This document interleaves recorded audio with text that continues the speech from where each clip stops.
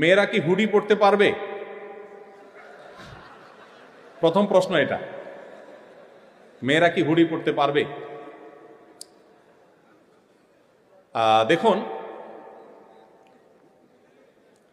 আল্লাহ রাব্বুল আলামিন আমাদেরকে, পুরুষ এবং নারী সবাইকে, পৃথিবীতে আল্লাহর যত সৃষ্টি আছে এই সৃষ্টিগুলো ব্যবহারের ব্যাপক সুযোগ দিয়েছে।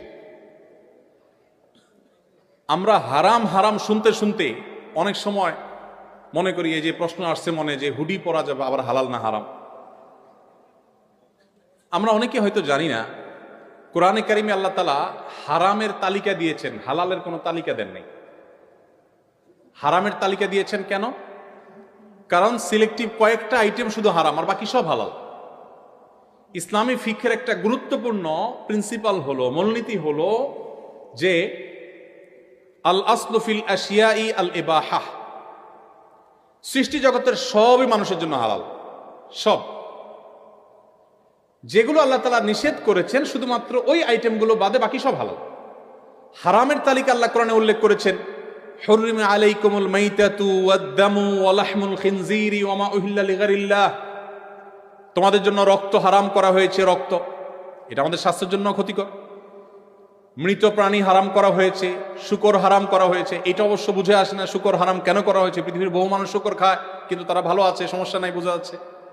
তাহলে কেন হারাম করেছেন? ওই যে আল্লাহ রাব্বুল আলামিনের সব টেকনোলজি আমাদের বোঝা জরুরি না। আল্লাহ তাআলার সকল নির্দেশের যথার্থতা যদি আমি বুঝেই যাই, আমার বুঝে আসলে আমি মানবো, না আসলে মানবো না, তাহলে তো আল্লাহকে মানা হলো না, আমার বিবেককে আমি অনুসরণ করা হলো। আল্লামা ইকবালের একটি চমৎকার কবিতা আমি বিভিন্ন সময় কোট করি। তিনি বলেছিলেন, जो समझ में आ गई वो फिर खुदा क्यों कर हुआ। যাকে আপনার ব্রেইনে ক্যাপচার করে ফেলতে পেরেছেন, তিনি আবার আল্লাহ কিভাবে হলেন? আল্লাহ তো তিনি যার সকল আদেশ নিষেধের যথার্থতা, যৌক্তিকতা আপনি সবগুলো উদ্ঘাটন করতে পারবেন না। কোনোটা 500 বছর পরে হবে, কোনোটা 1000 বছর পরে মানুষ আবিষ্কার করবে, কোনোটা 5000 পরে মানুষ আবিষ্কার করবে। যে এই নির্দেশ এই জন্য দেওয়া হয়েছে, এই যথার্থতা আজকে বুঝে এসছে।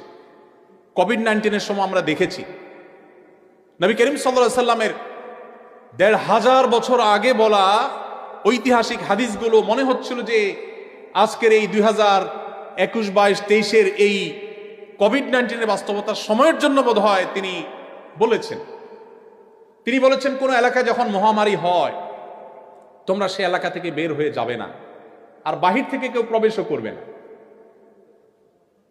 আমরা শাটডাউন দেখেছি, লকডাউন দেখেছি। নবী সাল্লাল্লাহু আলাইহি ওয়াসাল্লাম এই হাদিসের সাথে যদি আপনি মেলাবার চেষ্টা করেন,